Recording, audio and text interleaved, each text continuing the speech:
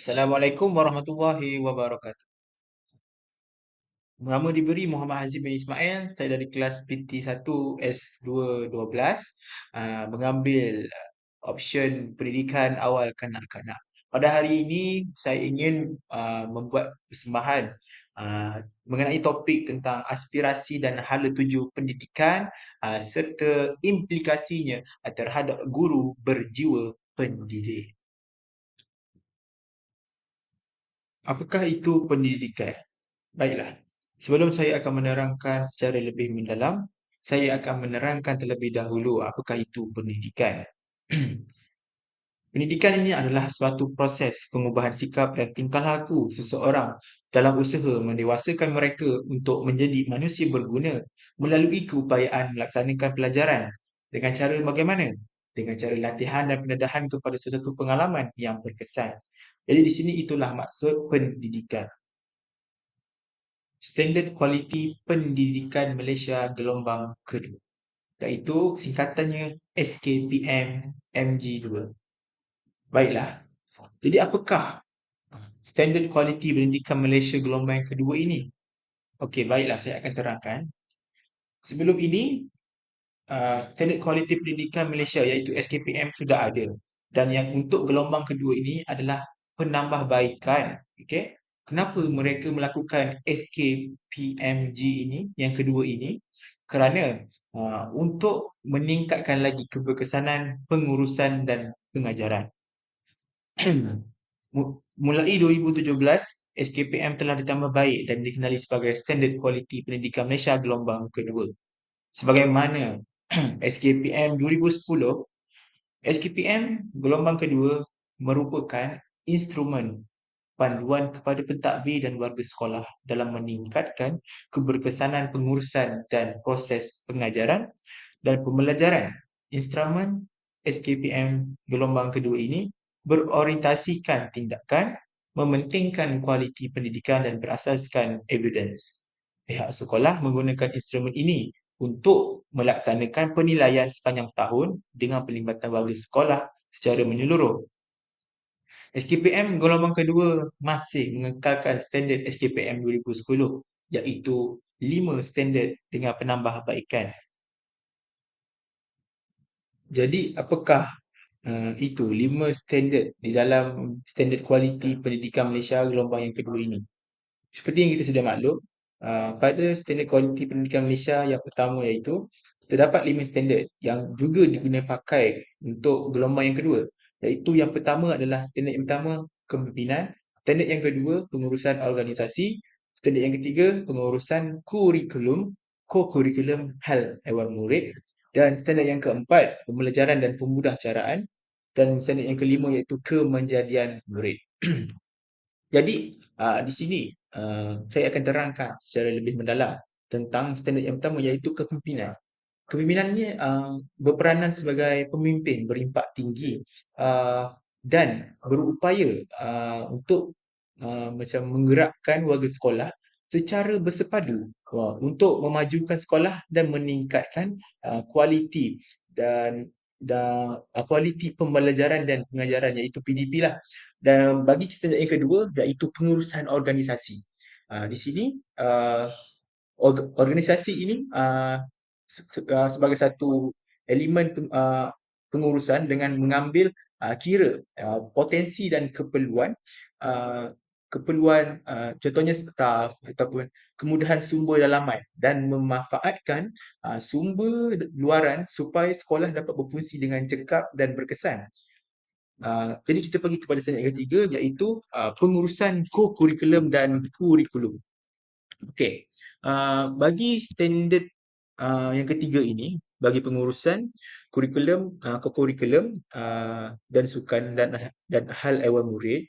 Okey, bidang kurikulum, co-curriculum dan sukan dan hal ehwal murid diurus dengan cekap dan berkesan bagi memastikan sekolah ini dapat berfungsi sebagai satu institusi pembelajaran dalam melahirkan murid yang seimbang dari sudut jerisnya lah, iaitu yang pertama dari sudut intelek, rohani, emosi dan jasmani.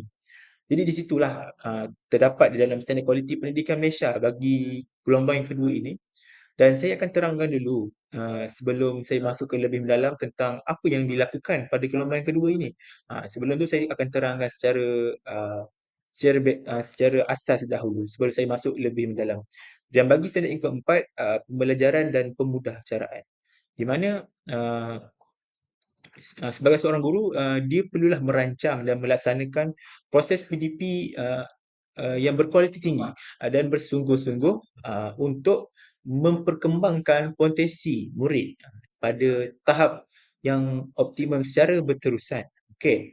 Bagi standard yang kelima iaitu kemenjadian murid. Jadi inilah daripada jika keempat-empat standard ini dijaga dengan baik, maka dapatlah kita sukses di standard yang kelima itu, kemenjadian murid. Dan itulah dia punya tujuan kenapa standard kualiti pendidikan Malaysia ini dicipta.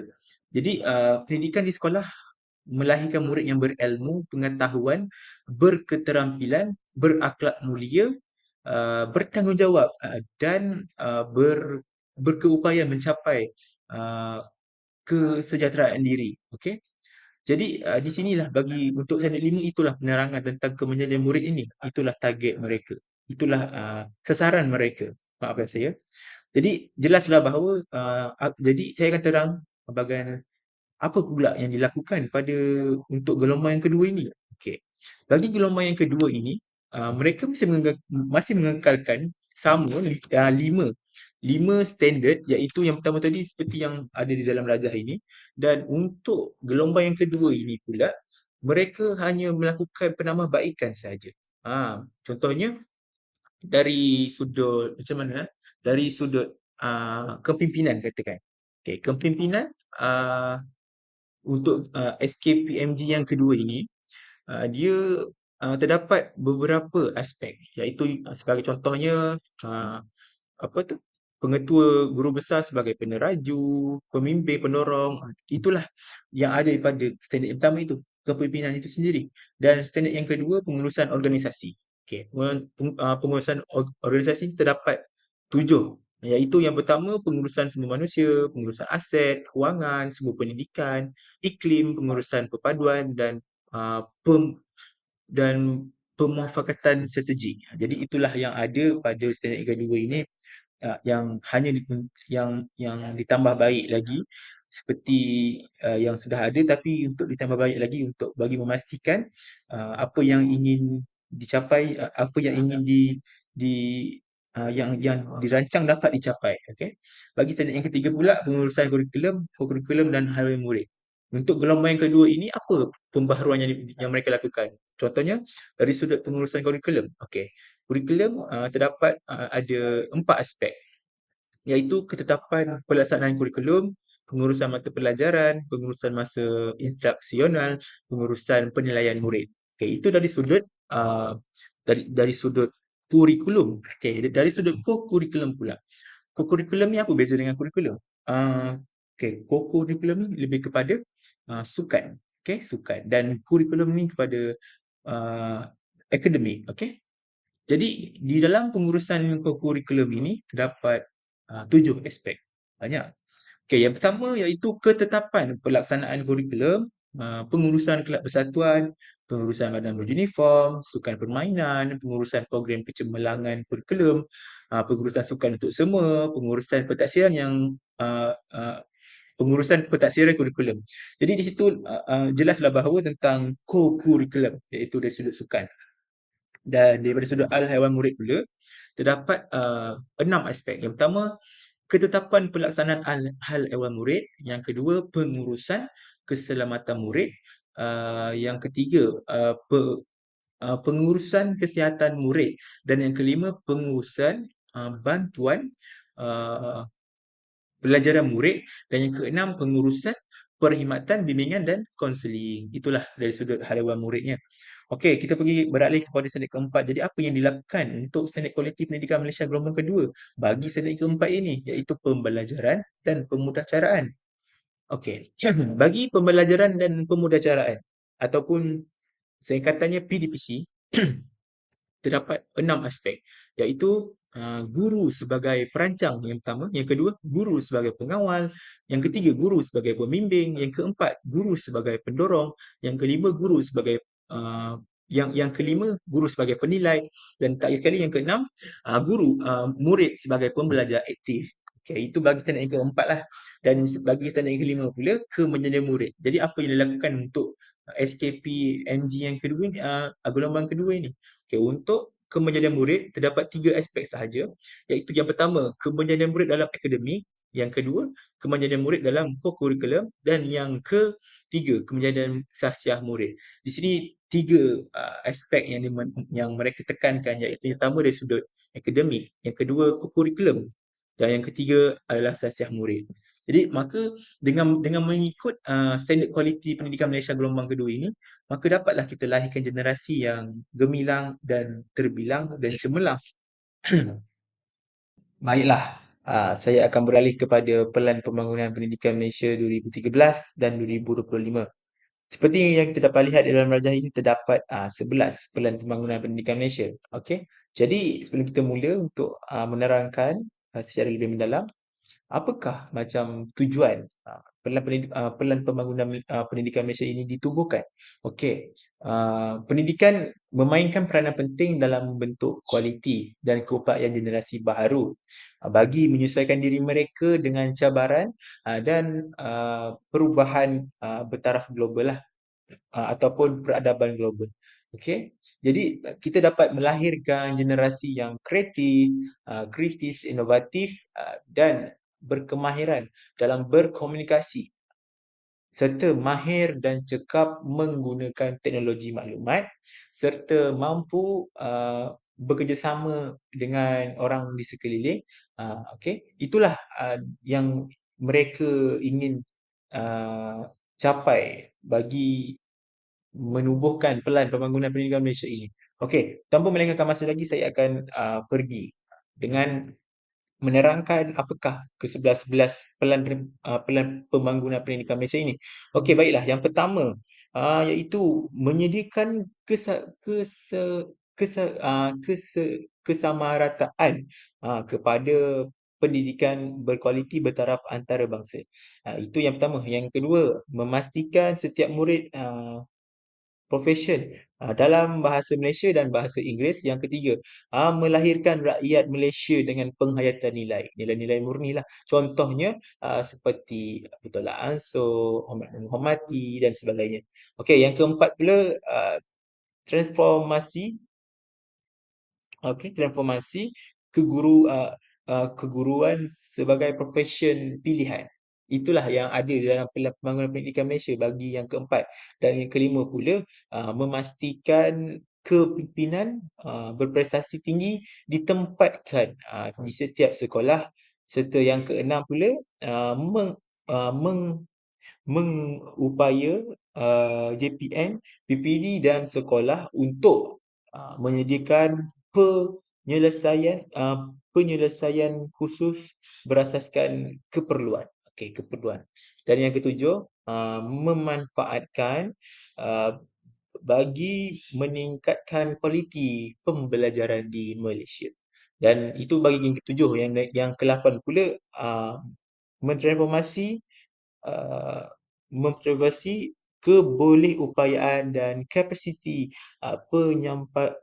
penyampaian uh, ke kementerian. Okey.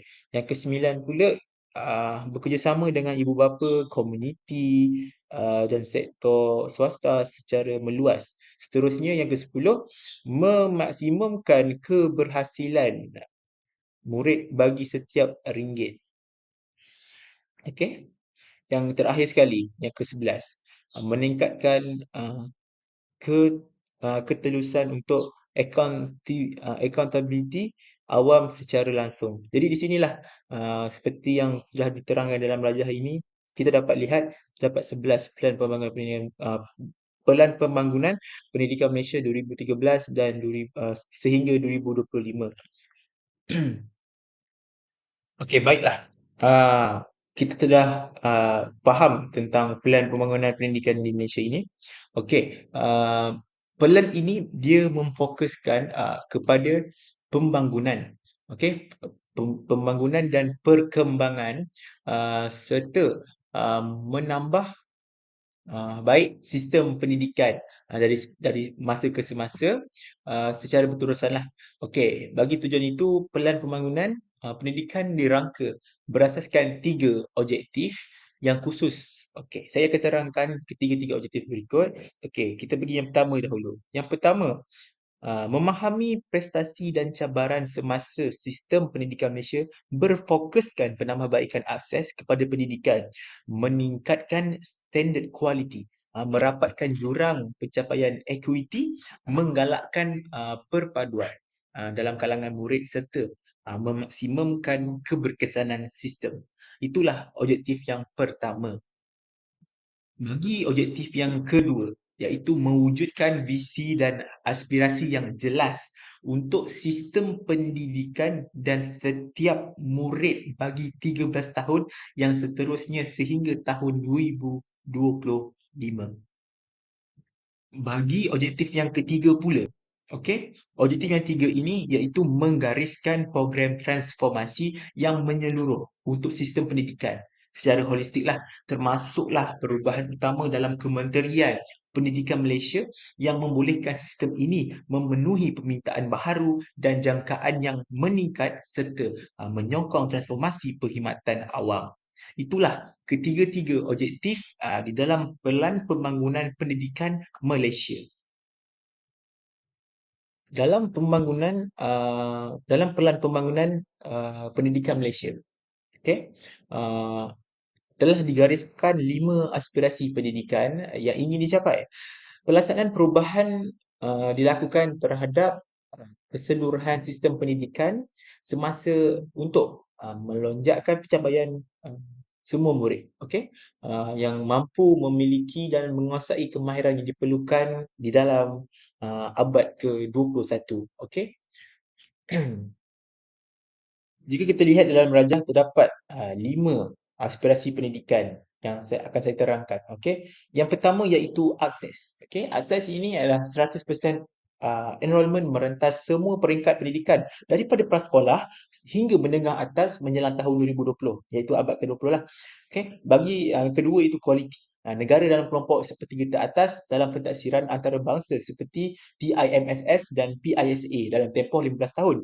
Bagi aspirasi pendidikan yang ketiga iaitu equity. 50% pengurangan dalam jurang pencapaian bandar luar bandar, sosioekonomi, gender menjelang tahun 2020.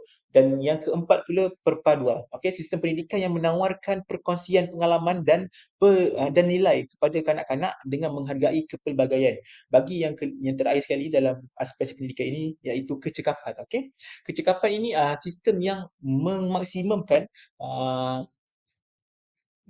keberhasilan murid mengikut peruntukan yang sedia ada. Jadi jelaslah bahawa tentang aspirasi pendidikan bagi bagi di dalam negara Malaysia ini. Jadi apakah implikasi aspirasi pendidikan kepada guru yang berjiwa pendidik? Okey, seperti yang kita lihat di dalam rajah, yang pertama iaitu meningkatkan motivasi guru. Jadi di sini apabila negara kita mengambil serius tentang pendidikan pendidikan generasi-generasi yang baru ini, jadi guru sebagai seorang guru akan jadi lebih bermotivasi untuk melakukan yang terbaik uh, bagi mendidik anak-anak untuk mereka menjadi seorang individu yang akan sukses pada masa hadapan. Jadi di sini kita dapat meningkatkan motivasi guru sebagai implikasi daripada aspirasi pendidikan untuk guru yang berjiwa pendidik. Okay? Dan yang kedua, iaitu meningkatkan kualiti pengajaran. Jadi bagaimanakah cara untuk guru itu dapat memastikan generasi yang akan datang ini menjadi lebih baik dan lebih lebih baguslah pada masa depan, iaitu dengan kualiti pengajaran. Jadi bila guru itu bercita-cita untuk memastikan anak murid mereka itu menjadi yang lebih baik, jadi di sini pentingnya kualiti pengajaran ini. Kualiti pengajaran ini yang akan menentukan kanak-kanak ini menjadi apa apabila besar nanti. Jadi sebagai seorang guru, ini adalah satu tanggungjawab yang besar sebagai seorang guru untuk memastikan setiap yang apa yang kita ajar untuk murid-murid itu berkualiti bagi pengisian mereka untuk menjadi individu yang lebih baik, lebih gemilang pada masa depan. Dan untuk implikasi yang ketiga, iaitu meningkatkan komunikasi dengan murid. Jadi implikasi aspirasi pendidikan ini kepada guru yang menjadi pendidik ini dapat meningkatkan komunikasi dengan murid. Jadi di sini dalam situasi yang mengajar, jadi guru berinteraksi dengan murid tu, jadinya secara tidak langsung apabila adanya aspirasi pendidikan ini, guru-guru dapat menjadikan uh, murid-murid ini selesa dengan mereka untuk berkomunikasi. Jadi itulah implikasi daripada aspirasi pendidikan ini. Kita dapat meningkatkan komunikasi dengan murid dan secara tidak langsung murid-murid itu sendiri dapat melatih mereka dari sudut sosial. Mereka pandai untuk berkomunikasi dengan guru, dengan kawan-kawannya dan sebagainya lah. Jadi di sini kita dapat lihatlah implikasi aspirasi pendidikan ini dapat meningkatkan komunikasi dengan murid. Jadi perhubungan antara guru dan murid itu rapat. Okey. Dan yang terakhir sekali, saya mempunyai 4 aspirasi dan yang terakhir sekali iaitu meningkatkan reputasi guru. Okey. Jelaslah bahawa aspirasi pendidikan ini dapat meningkatkan reputasi guru. Bagaimana? Jadinya, okey, jadi bila adanya aspirasi pendidikan ini, guru-guru akan menjadi lebih berkomited, okey, berkomited untuk menjadi lebih baik, untuk melakukan yang terbaik untuk anak-anak murid mereka. Jadi di sini, dengan secara tidak langsung, guru-guru itu sendiri dengan adanya aspirasi pendidikan ini, mereka dapat meningkatkan reputasi mereka. Okey? Ataupun dalam erti kata lain untuk mudah faham, iaitu kualiti seorang guru itu. Okey? Sejauh manakah implikasi aspirasi dan hala tuju pendidikan ini mempengaruhi guru yang berjiwa pendidik? Baiklah, yang pertama, motivasi dan semangat diri. Guru-guru dengan secara tidak langsung menjadi bermotivasi dan bersemangat untuk memberikan yang terbaik dalam sektor pendidikan ini kerana uh, sebagai guru yang berjiwa pendidik ini dia pasti akan bermotivasi untuk sentiasa menjadi lebih baik dari hari ke hari. Sama juga seperti contoh yang kedua ini iaitu meningkatkan keyakinan diri. Dengan adanya aspirasi dan hala tuju pendidikan, dia sebagai satu satu titik di mana guru-guru membuatkan guru-guru menjadi lebih lebih berkeyakinan, okey, yakin dengan dirinya bahawa uh, apa yang diberikan, apa yang disampaikan itu uh, berkualiti untuk anak-anak murid mereka bagi melahirkan generasi yang cemerlang ini pada masa depan. Dan yang terakhir sekali iaitu memotivasikan diri untuk perkembangan diri. Dengan adanya aspirasi dan hala tuju pendidikan ini, guru-guru akan memotivasikan diri untuk pengembangan diri mereka. Iaitu guru-guru ni akan sentiasa belajar, sentiasa mencuba benda yang baharu, ilmu baharu atau dan sebagainya lah. Untuk apa? Untuk dia untuk menggapai satu tahap yang guru yang berjiwa pendidik ini yang ada ini, dia akan pergi ke arah itu untuk menjadi guru yang berjiwa pendidik. Jadi di sini dia memotivasikan diri sendiri untuk perkembangan diri mereka. Jadi saya sangat bersetujulah dengan aspirasi dan hal tuju pendidikan yang ada di Malaysia ini sangat baik bagi guru-guru untuk melahirkan generasi yang cemerlang pada masa hadapan. Implikasi hala tuju pendidikan terhadap guru berjiwa pendidik. Itu saya dapat terdapat 5 implikasi yang saya dapat, iaitu yang pertama itu meningkatkan kehendak untuk belajar. Jadi guru-guru ini akan menarik minat mereka untuk belajar lagi untuk menjadi lebih baik dari hari ke hari. Kerana ilmu itu berterusan. Kita ilmu ini luas. Jadi dengan adanya hala tuju pendidikan ini, guru-guru akan lebih meningkatkan kehendak mereka untuk belajar untuk menjadi lebih baik. Dan yang kedua itu menambahkan kreativiti dan inovasi. Okey. Jadi di sini jelaslah bahawa dengan adanya hal tuju ini berimplikasi terhadap guru yang menyewa pendidik ini akan menambahkan kreativiti dan inovasi mereka. Contohnya dalam pembelajaran lah. Dan yang ketiga, meningkatkan keterampilan sosial dan emosional. Okey. Dengan adanya hal tuju ini, guru-guru akan menjadi seorang yang berketerampilan sosial dan emosional yang macam yang baik lah. Sebab apa? Sebab adanya hala tuju pendidikan ini. Mereka tahu di manakah arah yang mereka ingin capai. Itu contoh yang dapat saya berilah. Dan yang keempat itu memperbaharui cara mengajar. Jadi guru-guru akan cuba memperbarui cara mengajar mereka yang lebih sesuai, yang mereka rasa dengan cara ini yang lebih efisien untuk mendapat perhatian murid, untuk memberikan kefahaman murid yang lama, yang tahan lama, kekal dan sebagainya lah. Jadi di sini baguslah bagi saya implikasi yang dituju ini pendidikan terhadap guru yang juga pendidik ini. Dan yang terakhir sekali, mengintegrasikan teknologi dalam pendidikan.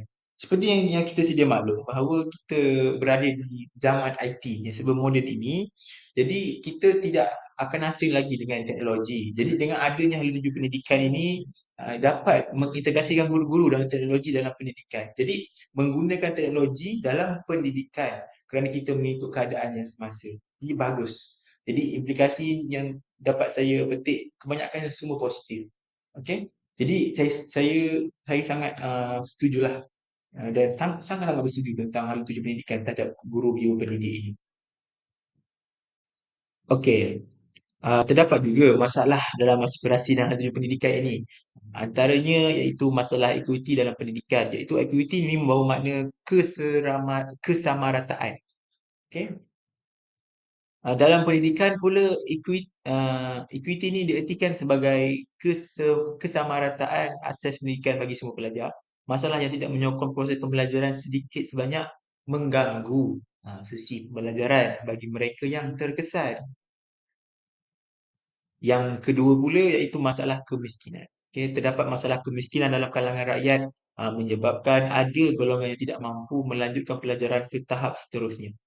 Hal ini kerana ibu bapa golongan kurang berkemampuan kebanyakannya tidak memandang tegas bahawa pentingnya pendidikan sehingga ada yang tidak menghantar anak mereka ke sekolah kerana disebabkan masalah kewangan.